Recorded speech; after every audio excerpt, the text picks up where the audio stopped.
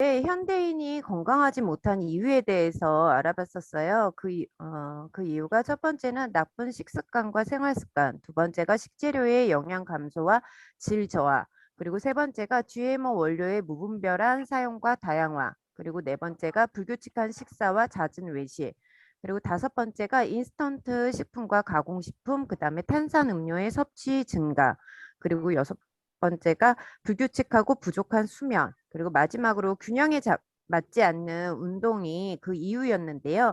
우리가 이러한 이유로 인해서 건강하게 태어났지만 질병으로 사망하는 경우가 대부분이잖아요. 그래서 우리는 이러한 부분들을 이제 고쳐 나가야 되는데 그 중에 하나가 바로 음식입니다. 이 음식이 중요한 이유에 대해서 이야기를 하면은 음식 같은 경우는 우리가 먹게 되었을 때 그것이 영양소로 나뉘어지면서 각 세포에 전달이 됩니다. 그래서 이 세포에 원료로 사용이 되는데요. 이 세포가 모여서 조직이 되고 조직이 모여서 기관이 됩니다. 그리고 기관이 모여서 사람이 되거든요. 그렇기 때문에 사람이 건강하려면 그 원료인 음식이 좋아야 되는 게 당연하다라는 거죠. 그래서 우리가 먹고 있는 음식은 7대 영양소로 이제 분류가 되는데요. 그것이 바로 탄수화물, 단백질, 지방, 비타민, 미네랄, 물, 그리고 식물 영양소입니다. 예전에는 그냥 5대 영양소로 끝났었지만 시대가 점점 지나가면서부터 세월이 점점 지나가면서 모질라는 부족한 영양소들이 많다 보니까 하나씩 하나씩 늘어나게 되거든요. 그중에 탄수화물, 단백질, 지방 같은 경우는 대량 영양소에 속하고요. 비타민, 미네랄, 물, 식물 영양소는 미량 영양소에 속하게 됩니다. 우리가 대량 영양소 같은 경우에는 땔감으로 이제 비유를 한다 그러면 미량 영양소 같은 경우는 불쏘시개 역할을 하는 영양소입니다. 그런데 문제는 현대 사회에서는 대량 영양소를 많이 섭취를 하다 보니까 오히려 미량 영양소가 부족하게 되어서 우리 몸에는 독소가 쌓이게 되고 그것으로 인해서 질병이 나타나는 경우가 많습니다. 그렇기 때문에 대량 영양소와 미량 영양소의 균형 잡힌 식사가 많이 중요한 이유 중에 하나입니다. 그리고 마지막으로 이제 식물 영양소가 요즘에는 많이 화제가 되고 있는데요. 예전에는 항산화라는 말이 없었어요. 그래서 이 항산화에 대해서도 그렇게 딱히 신경을 쓰지는 않았지만 요즘에 안 좋은 공기라든가 물, 그다음에 스트레스, 그리고 다른 여러 가지의 안 좋은 식재료에 의해서 이 항산화라는 것들이 많이 이제 각광을 받게 되는데요. 그때 필요한 것이 바로 식물 영양소입니다. 그래서 우리가 알고 있는 다른 비타민이나 미네랄도 있지만 그것이 시너지 효과를 낼 수 있을 때 필요로 하는 게 바로 식물 영양소입니다. 그래서 음식이 중요하다고 얘기를 하는데요. 그러면 좋은 음식을 어떻게 먹어야 되는지가 이제 관건인데요.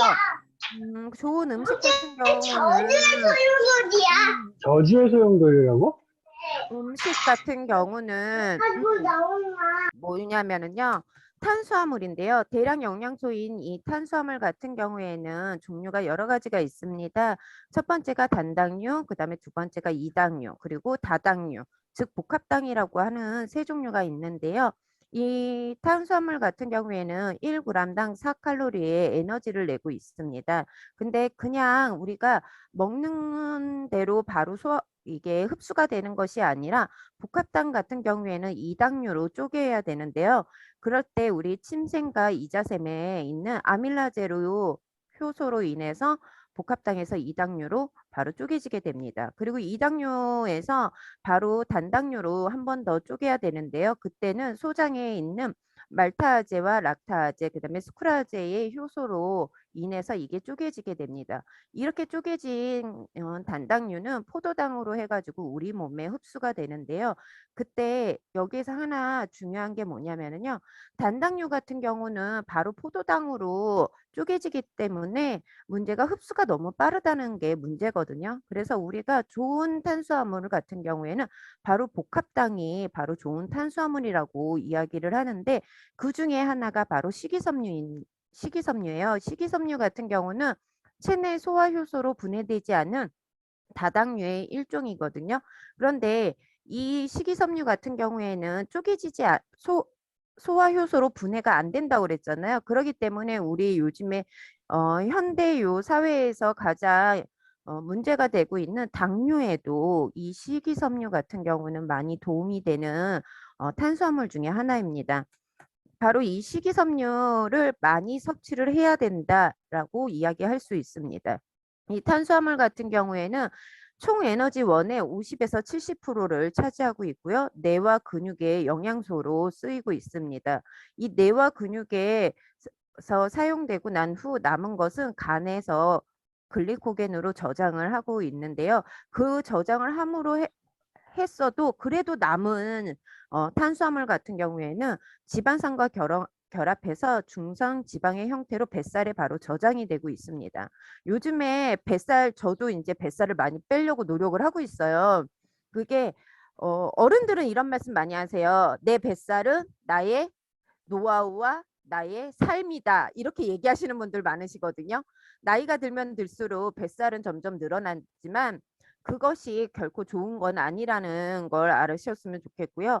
요즘에는 나이 드신 분만 뱃살이 늘어나는 게 아니라 요즘에 어린 아이들도 뱃살이 많이 찌고 있거든요. 그 이유가 바로 과자에 들어있다고 보시면 되는데요. 저희 아이들 같은 경우에도 과자를 상당히 많이 먹는 편이에요. 근데 이 과자 같은 경우는요. 바로 탄수화물과 지방이 합쳐져 있는 거거든요. 그렇기 때문에 과자를 드시기보다는 혈당 지수가 낮은 식이섬유를 드시는 게 훨씬 더 이제 중성지방을 줄일 수 있는 방법 중에 하나라고 보시면 됩니다. 그러면 우리가 탄수화물을 이야기할 때 하나 빼놓을 수 없는 것이 바로 인슐린인데요. 이 인슐린 같은 경우는 혈액 속의 포도당을 세포 속의 미토콘드리아의 막을 통해 들어갈 수 있도록 작용을 하는 게 바로 인슐린이에요. 근데 이 인슐린에 대해서 한번 그러면 그냥 넘어가지 말고 자세히 알아봐야 되는 이유가 뭐냐면요. 바로 당뇨거든요. 우리가 무의식 중에 먹고 있는 음료수만 해도요, 이렇게 많은 설탕들이 들어가 있어요. 그렇기 때문에 우리가 결코 이 당에서 벗어날 수 없다라는 거거든요. 근데 이 당뇨의 원인이 바로 첫 번째는 인슐린 저항성이고요. 두 번째는 췌장의 베타세포가 손상이 되면서 생기는 게 바로 당뇨병입니다.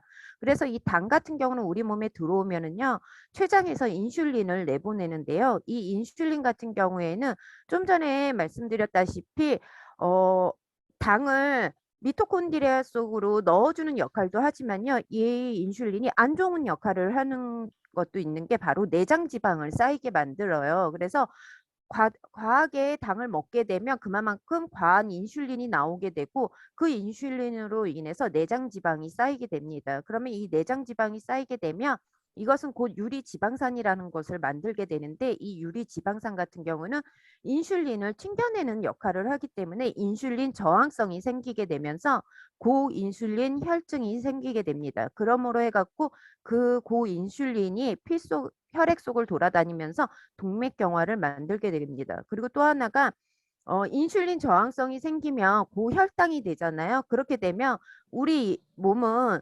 혈당이 높기 때문에 인슐린이 부족하다고 생각을 해서 췌장에서 과다하게 노동을 하면서 인슐린을 계속 뿜어냅니다.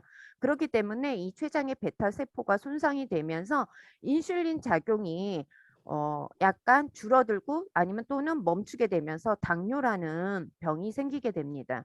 그렇기 때문에 당은 우리가 알고 있는 것처럼 우리의 에너지를 만들기도 하지만 오히려 질병을 만들 수도 있는 원인이 되거든요. 그래서 우리가 항상 이렇게 우리의 인덕이라고 생각하는 이 뱃살을 필히 빼야 되는데요.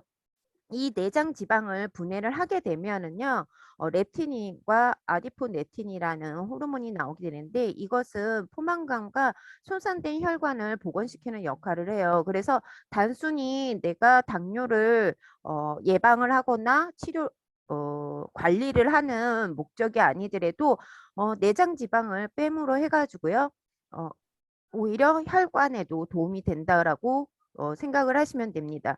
그렇게 되면 내가 이 당뇨를 예방을 하고 관리를 할 때 아셔야 될 게 바로 혈당 지수인데요. 혈당 지수는 100g당 혈당이 상승되는 정도를 표현을 하는 건데요.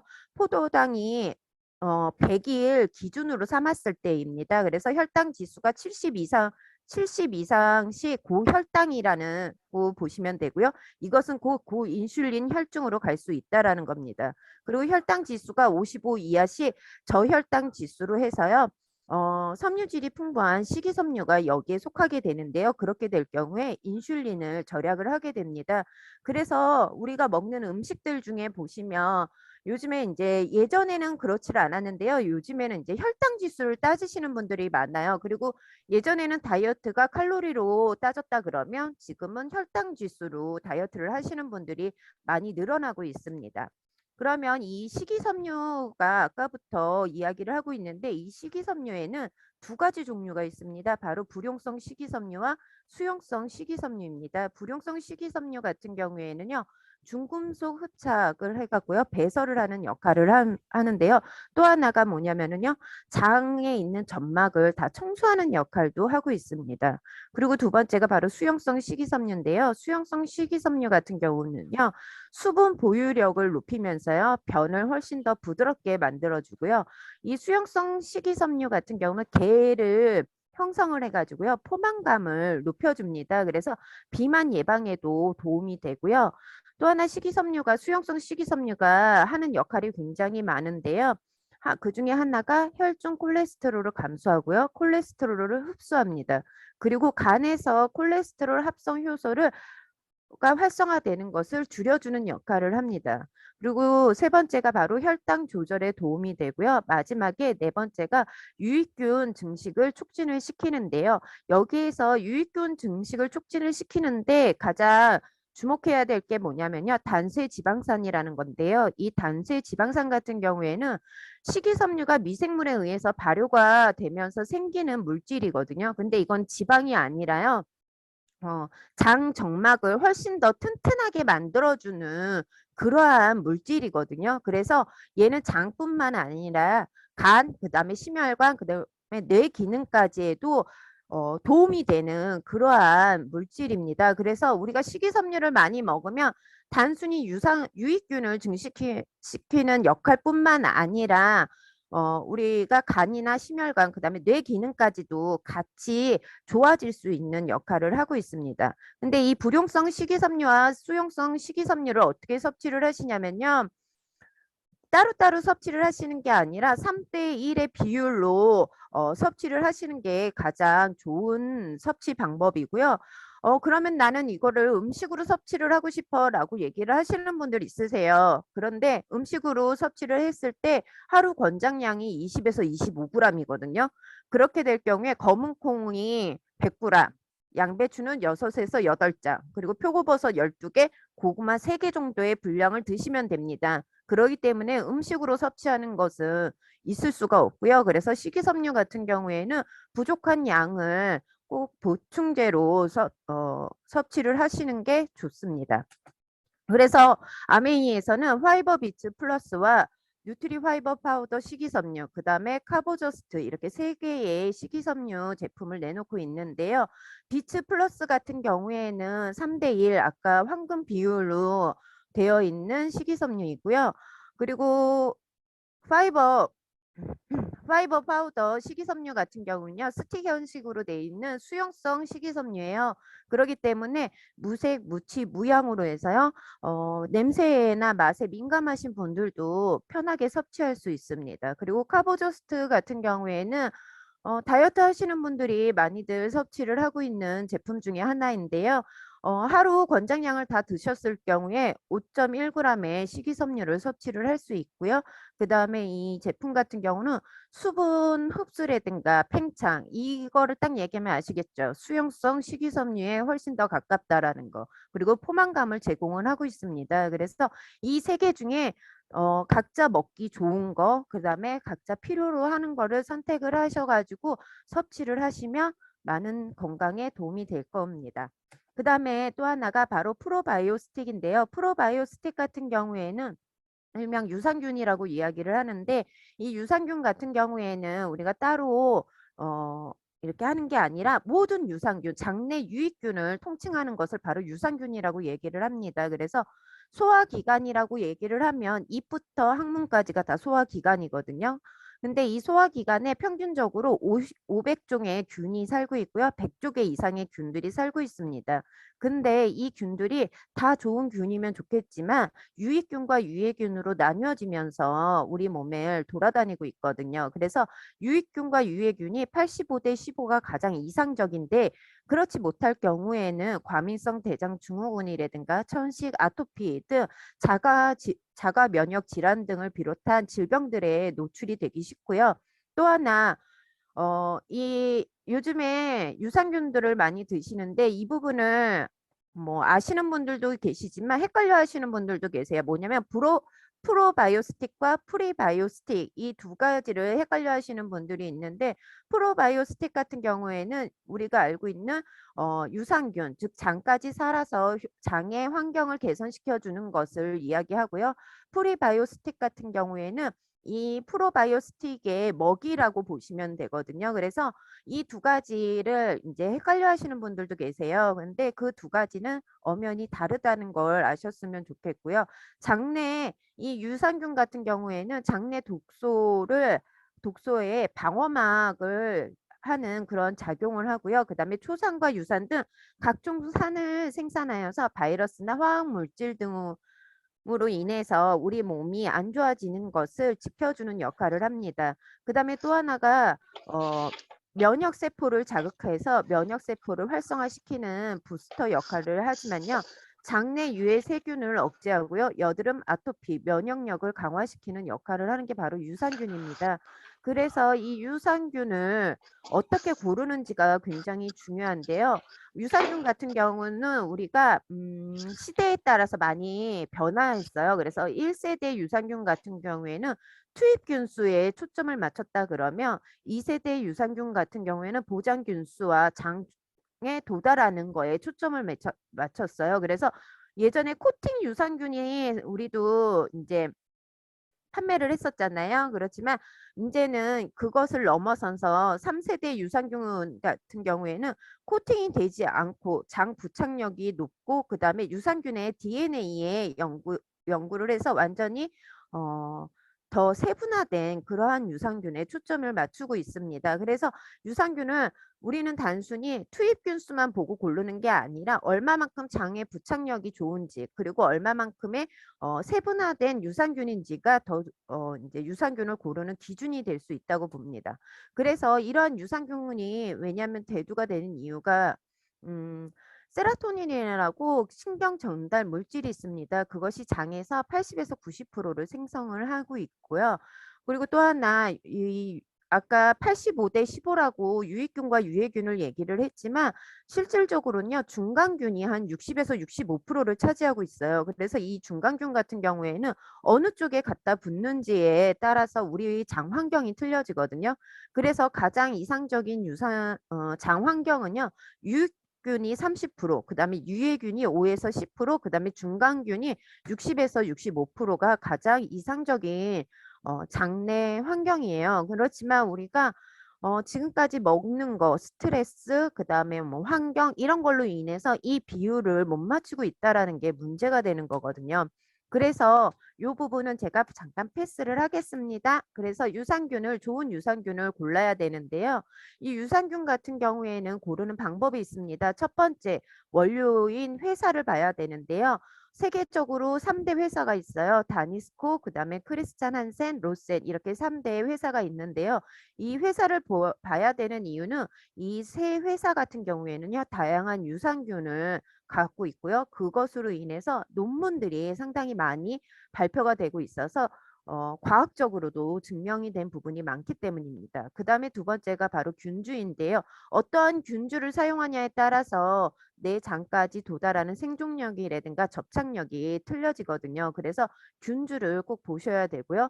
그리고 세 번째가 바로 보장균수입니다. 그래서 장까지 도달을 했는데 그 균이 다 죽었다. 이러면 소용이 없겠죠. 그래서 살아있는 균이 얼마만큼 장까지 도달하는지가 중요하기 때문에 보장균수도 중요합니다.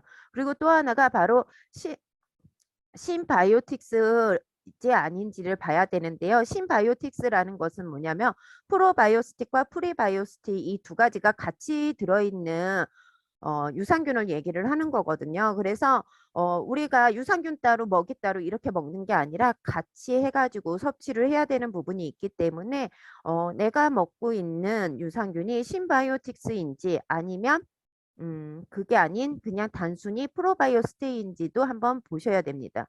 그리고 또 하나가 바로 다양한 유산균이 들어가 있는지도 보셔야 되는데요. 그 이유는 유산균 하면 대부분 장만 생각을 하세요. 그런데 유산균은 우리가 위에도 있고요. 아까 소화기에 보편적으로 다 있는 게 바로 유산균이라고 이야기를 했잖아요. 그래서 위에 사용되는 유산균, 그다음에 소장에서 사용되는 유산균, 대장에서 사용되는 유산균 이런 것들이 다 틀리거든요. 그렇기 때문에 얼마나 다양한 유산균들이 균주들이 있는지가 중요한 이유 중에 하나입니다. 그리고 마지막으로 보관 방법인데요. 요즘에도 지금 냉장 보관이라든가 이런 것들이 많이 나타나는데 냉장으로 보관을 한다는 것은 한 가지 균에 대해서는 되지만 문제는 뭐냐면 우리 몸에 들어왔을 때가 문제거든요. 우리 몸은 36.5도를 유지를 하고 있습니다. 근데 이 유산균이 들어왔을 때 우리 몸은 당연히 높은 온도로 측정이 되면서 균들이 죽을 수가 있거든요. 그래서 냉장으로 보관하는 유산균 같은 경우는 우리 몸에 들어왔을 때 실질적으로 살아있는 유산균이 될 확률이 되게 적어요. 그래서 실온에서 보관하는 이 유산균을 섭취를 하시는 게 훨씬 더 장에 도달하는 확률이 훨씬 더 높다라는 거죠. 그래서 이러한 좋은 유산균을 섭취를 했을 때 장누수 증후군이 개선이 됩니다. 근데 이 장누수 증후군이 개선을 하게 되면은 우리가 요즘에 많이들 좀 불편한 증상들로 알고 있는 아토피라든가 건선, 알레르기 같은 증상들이 많이 완화가 된다는 연구가 있고요. 그 다음에 또 하나가 간 기능 회복, 근육통, 소화기 증상, 그 다음에 전립선, 비뇨, 혈중 콜레스테롤 수치 저하 등 이러한 단순히 장뿐만 아니라 다른 기관에도 도움이 되는 것이 바로 유산균이기 때문에 단순하게 싼 거, 단순하게 뭐 그냥 구하기 쉬운 거 이런 것이 아니라 꼼꼼하게 따져서 유산균을 골라야 되겠습니다. 그래서 저는 밸런스 위드인 프로바이오스틱을 많이 권해드리고 있는데요. 그 이유가 첫 번째가 안전하게 장까지 도달하는 뛰어난 생존력이고요. 두 번째가 우수한 장 부착력입니다. 그리고 세 번째가 유산균 증식 및 유해균 억제에 도움을 줄 수 있기 때문입니다. 그래서 저는 이 밸런스 위드인 프로바이오스틱을 많은 분들한테 권하고 있는데요. 연구 논문들도 많이들 발표가 됐습니다. 그래서 이러한 논문들로 인해서 과학적으로 증명이 됐기 때문에 단순히 뭐뭐 했더라 아니면 뭐뭐 하더라 이런 것이 아니라 논문으로서 많은 분들한테 확신을 줄 수 있는 제품이라고 생각을 합니다. 그중에 국제적인 논문에 나와 있는 것 중에 제가 6가지를 요약을 했는데요. 첫 번째가 항균 작용과 면역 세포를 증가한다. 고요. 그다음에 두 번째가 소화기관을 건강하게 보호해주는 그러한 역할을 하고 있습니다. 그리고 세 번째가 발암 효소를 저해하고요. 그다음에 네 번째가 어린이 설사를 감소합니다. 그리고 다섯 번째가 조산화의 장 투과성을 감소를 시키고요. 그리고 여섯 번째가 아토피 질환의 적응입니다. 그래서 이런 거 보면 옆에 보시면 숫자들이 굉장히 많이들 있어요. 이 숫자들이 바로 논문 숫자들이거든요. 논문을 이 옆에 적어놨는데요. 이렇듯 많은 논문들로 인해서 제품의 우수성을 이제 제가 많이들 알려드리는 부분이 있고요. 그 밖에 이제 락토바실러스 아시도필러스 혀 꼬여요. 그 다음에 락토바실러스 파라카제이 그 다음에 비피더 박테리움 락티스 이렇게 해갖고요. 3가지가 더 추가가 돼서 총 5종으로 균주들이 있고요. 그 다음에 제가 이거 하나 보여드린 건 제가 이렇게 떠든 이 부분이 바로 이겁니다. 들리나? 사장님 들리세요? 안 들려?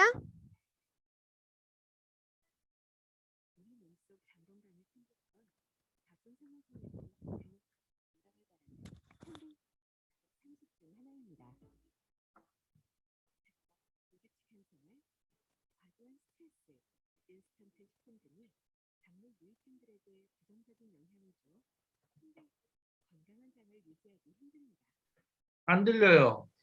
안 들려? 음. 이거를 사장님 카톡방에다 올려주셔요, 나중에 그 네, 영상을. 제가 그래서 그럼 다음으로 바로 넘어갈게요. 네. 그래서 바로 아미에서는 5가지 유산균을 내보였습니다.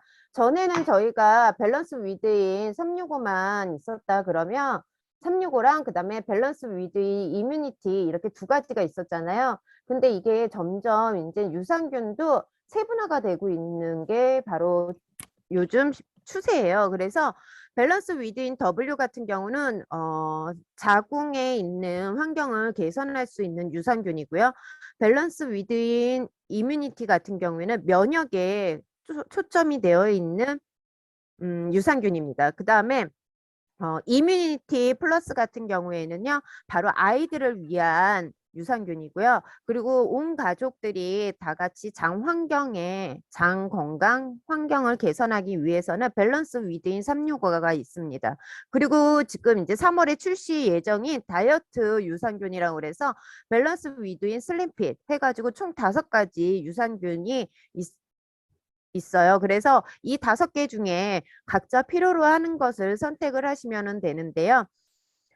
제가 하나 추천을 한다 그러면 기본 밸런스는 기본적으로 갖고 가는 거는 밸런스 위드인 365가 기본으로 갖고 가셔야 되고요. 그러면서 내가 각각 필요로 하는 것들을 하나씩 더 추가로 하시는 게 장 건강에 훨씬 더 도움이 된다라고 얘기를 드리고 싶습니다.